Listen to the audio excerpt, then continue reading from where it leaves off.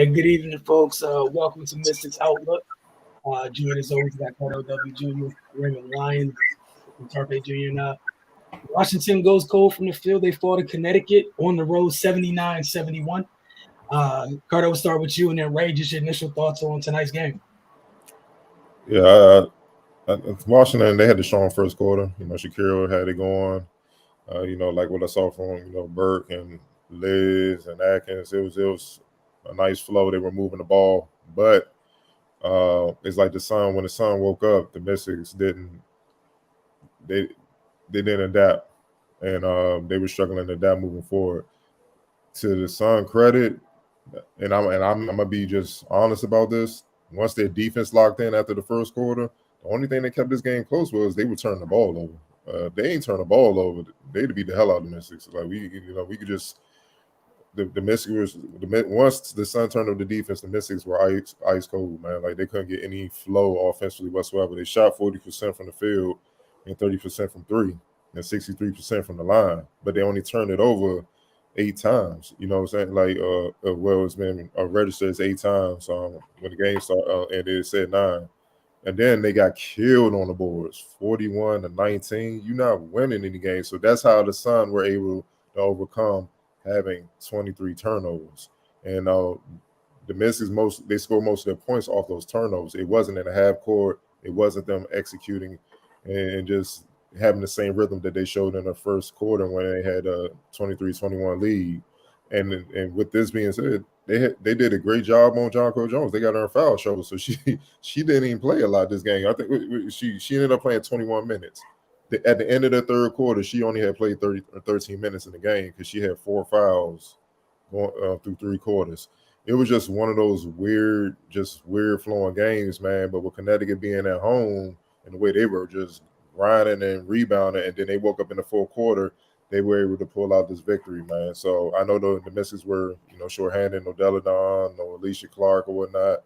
It was still a winnable game, but they just couldn't get anything going offensively. They couldn't score, especially late in the game. So that ended up being the difference, man. But the way they were out rebounded and the way they out rebounded is alarming because you got Shakira down there, you got Liz down there. It's not like Maisha, who's undersized, is down there with the trees, playing center, and you got Tiana Hawkins at the 4 or whatnot. It's not like that.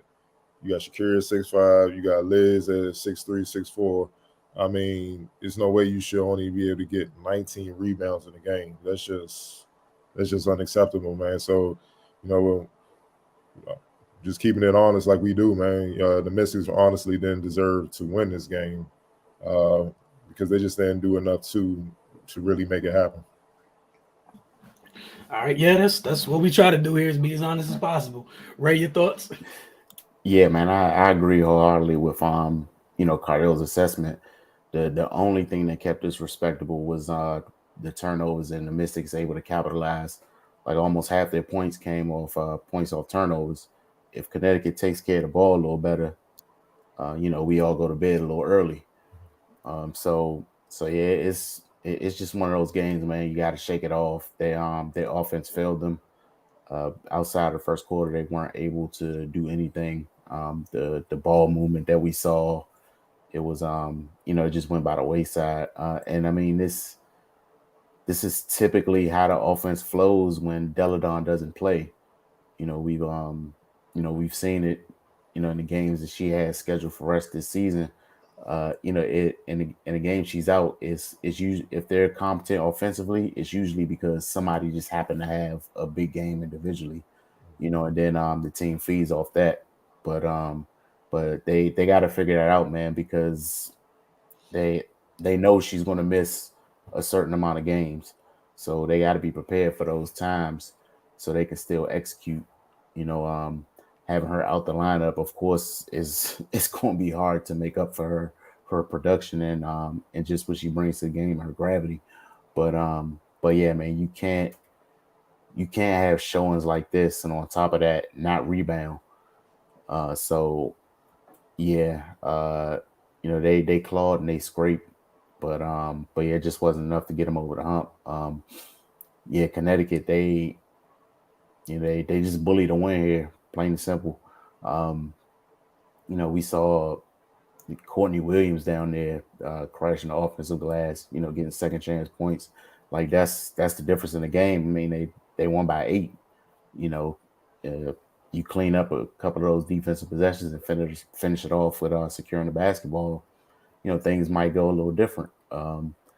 And they missed a few free throws as well. The Mystics, they were 7-11 from the free throw line, and 8 for 26 from 3. So they just didn't shoot the ball well at anywhere tonight. So and that's pretty much where the game was decided. But yeah, their defense has held steady.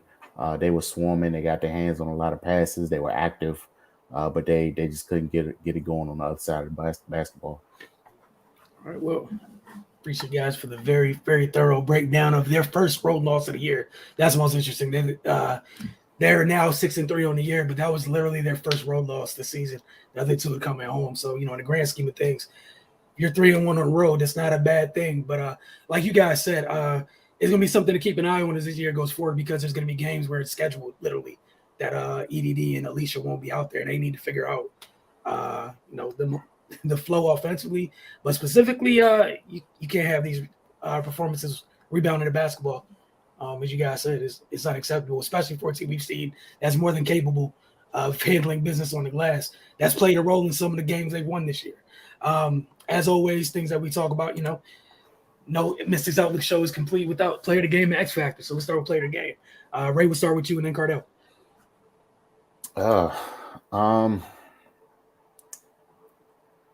This was kind of tough. Nobody really individually stood out for me.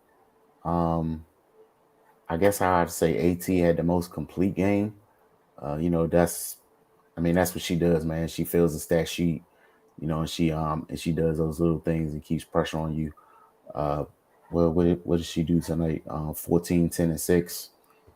I mean, that's business as usual for her, man. So I'm gonna go with AT. All right, Cardell. Yeah, I agree with Ray. It was kind of tough, but like I got to go with Thomas, even though Courtney was right there. She had some timely shots, and the way she was rebounding and facilitating was huge. You got to remember Jasmine Thomas. She out for the year, tore an ACL, so she picked up the slack. And we all know Courtney loved to score, and that's she loved to get buckets, but she slowed it down, ran the show today. So she wasn't the reason why the turnovers were crazy. AT she had a near triple double with 7 turnovers, crazy, man. Like so. Oh boy. Oh yeah. 7 turnovers. Yeah. So that triple double could have went either way. It was working. It's working on both of them. You know what I term for it is double agent. She's double agent tonight, but but without her offensive production and rebounding, she made up for it in other ways. Without that, they don't win this game, even as bad as the Mystics were shooting. So. I'm gonna go with AT as well. And obviously, it's good to see her back and healthy, being her usual bully self. The league is not the same. The Sun aren't the same when AT's not there. It's just a little bit different. All right, X Factor. I'm gonna roll with Bree Jones. She had 13 points and 8 rebounds off the bench. She at one point, I think her and AT, they had 11.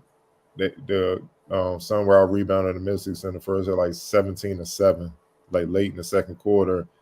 And Bree Jones had like 6 rebounds and AT had 5.